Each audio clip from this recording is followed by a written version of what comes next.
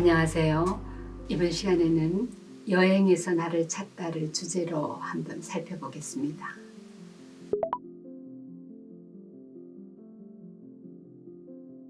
김영하 소설가는 여행의 이유에서 여행은 우리 자신이 아무것도 아닌 자가 되는 경험을 하는 일이라고 했습니다. 노자는 도덕경에서 자연에 순응하는 무의의 삶을 강조했는데 살펴보면 그렇습니다. 길을 길이라 말하면 늘 똑같은 길이 아니요. 이름을 이름이라 하면 늘 같은 이름이 아니다. 이름이 없는 것, 그것은 하늘과 땅이 처음 열리는 상황이요. 이름이 있는 것, 그것은 모든 것의 바탕이다. 어제도 오늘도 지나온 길이 있습니다. 내일도 그곳을 지나간다면 이 길은 늘 같은 길이 맞을까요? 해마다 같은 자리에서 서 있는 나무 한 그루도 바라보는 때에 따라서 느낌이 다르고, 늘 흘러가는 강물도 어제의 강물이 아니듯 늘 같을 수는 없다고 생각합니다. 그러나 나를 찾아가는 길인 여행을 통해서 어떠한 것에도 맞설 수 있는 힘이 길러진다는 것을 강조하고 싶습니다. 시조 한 편을 낭독하고 이어가겠습니다.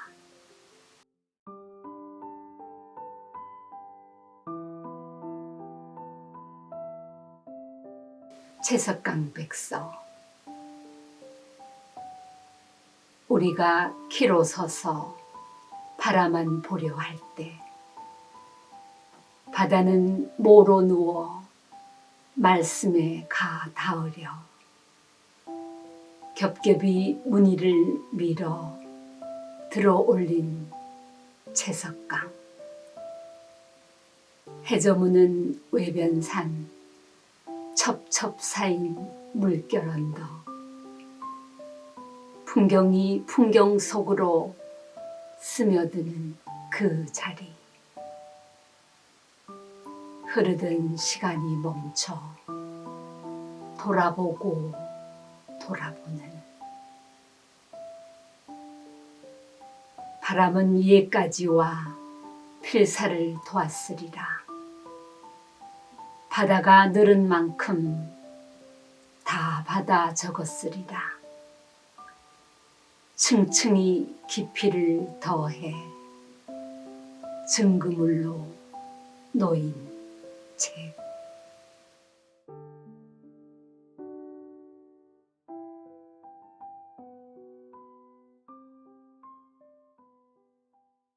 전북 부안군 변산 서쪽 격포항에 있는 청암 질벽과 바다 낙조가 아름다운 풍경으로 손꼽히는 채석강입니다.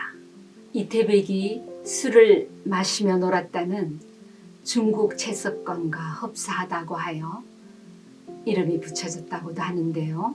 오랜 시간 겹겹이 무늬를 밀어 들어올린 채석강에서 바다는 모로 누워 말씀에 가닿으려 애쓰는 노력과 그 의지를 읽었습니다. 그 오랜 시간을 말씀을 향해 포복을 지속해온 바다가 보이고, 그 말씀은 단호한 언어가 아니라 신성한 말씀이라는 생각에 이릅니다. 해질녘 외변산에서 풍경이 풍경 속으로 스며드는 순간을 놓치지 않고 시를 쓰는 시인의 눈에 오롯이 잡힌 흐르던 시간이 멈춰 돌아보고 돌아보는 시적 긴장 또한 큰 발견입니다. 때마침 바람은 필사를 도왔을 테고 바다는 그것을 알차고 단단하게 받아 적어서 그 필사의 성과는 채석강이라는 층층이 깊이를 더해 증거물로 놓인 책으로 보여집니다. 채석강은 다녀가신 분이라면 그 모습이 마치 책을 사놓은 듯한 모습으로 보이는 것을 잘 알 수 있겠죠. 다음 여행은 예술 작품 속으로 떠나는 여행이 어떨까요? 어느 겨울 예술의 전당 한가람 미술관에서 국내 최초로 알베르토 자코메티 한국 특별전이 열린다는 소식을 듣고 기쁜 마음으로 달려갔습니다. 스스로 미술 작품을 제대로 이해하고 감상한다고 자신 있게 말할 수는 없지만 저는 어느 곳을 여행해도 그곳의 작은 미술관이나 박물관을 빼먹는 법은 결코 없습니다. 그런 걸 보면 역시 좋아하는 곳으로 마음이 그리고 몸이 먼저 가는 것 같습니다.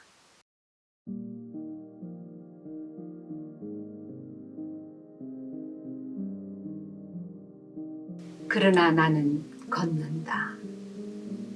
자코메티. 뼈대와 살점 사이 스며든 한 줄기 빛. 그 빛에 목을 가누다. 중심이 기울어도 꼿꼿이 긴 그림자 세워 걸어가는 한 남자.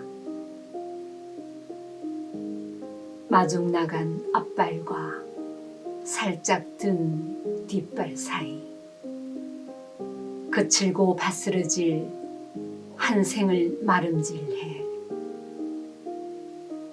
기어이 불끈대는 힘줄 그 너머에 닿는다.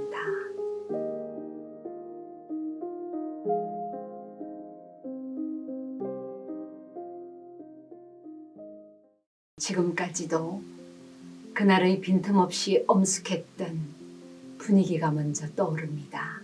숨죽여가며 관람하는 수준 높은 관람객의 반짝이는 눈빛과 바스라질 것 같으면서도 강인한 힘을 뿜어내는 자코메티 작품과의 그 오묘한 조화.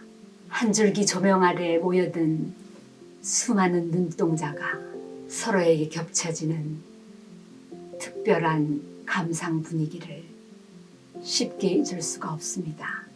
그의 손꼽히는 대표 작품 중 하나인 걸어가는 사람은 뼈대 위에 붙였던 흙덩어리를 계속해서 조금씩 붙이고 덜어내기를 반복했을 것으로 보인다고 하네요. 쓰러질 것 같아 말라 비틀어지게 의도적으로 만든 것이 아니라 흙을 붙이고 덜어내기를 반복한 결과물에 가깝다고 합니다. 어쩌면 시조를 쓰는 방법과 묘하게 닮은 것 같습니다. 하고 싶은 말을 꾹꾹 눌러 담았다가 다시 덜어내는 시조 작법과 매우 유사하다는 생각을 했습니다. 결국 시를 쓰는 일은 유한한 삶을 살아가는 인간 존재의 의미에 대해서 더 깊이 생각하고 우리가 꿈꾸는 그 너머에 이르는 게 아닐까요? 그럼에도 오랜 여행에서 돌아온 그곳은 역시 어린 시절 살았던 그 집입니다.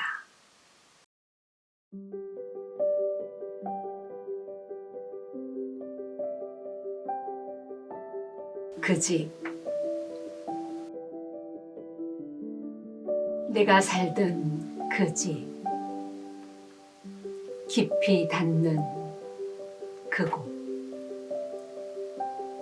발자국 지워지고 겹겹이 사라지고 그림의 향기만 남아 그지없는 그곳.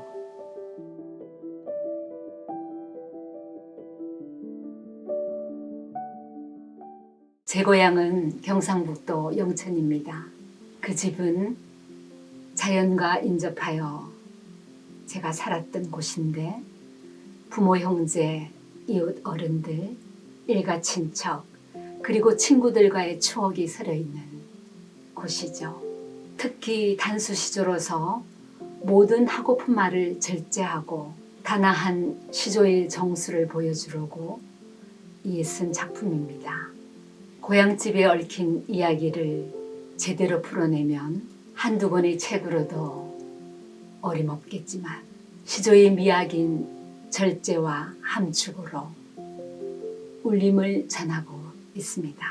종장 그림의 향기가 더욱 진하고 넓게 펴져나갔으면 좋겠습니다. 시조나 시도 마찬가지겠지만 글을 쓰기 위한 어떤 특별한 전략이나 방법이 따로 있지 않습니다. 그리고 쓰기의 과정에서 아주 획기적인 기법이 있다고 저는 생각하지 않습니다. 어느 소설가의 말을 빌리면 소설은 엉덩이 힘으로 밀고 나간다고 하는데 그 말을 듣는 순간 저도 모르게 고개를 끄덕이고 있었습니다. 그렇다면 시조는 가슴으로 혹은 머리로 정해진 답은 없겠지만 누가 제게 이런 질문을 해주신다면 저는 어떤 발견과 발상으로 나아가는지가 가장 중요한 역할을 한다고 생각합니다. 그러자면 누구보다 밝은 눈으로 어떤 소리도 놓치지 않고 자세하게 귀담아들어야 하겠습니다. 그런 까닭에 일상의 익숙함에 안주하지 않고 늘 깨어있는 나를 만나기 위해 제 마음속에서 마음을 분리하고 스스로 떠나는 연습을 해야 할 것 같습니다. 지금까지 여행을 하면서 나를 찾고 나를 만났습니다. 시조 튜브 구독자분들도 여행을 한번 떠나보시기를 권합니다. 감사합니다.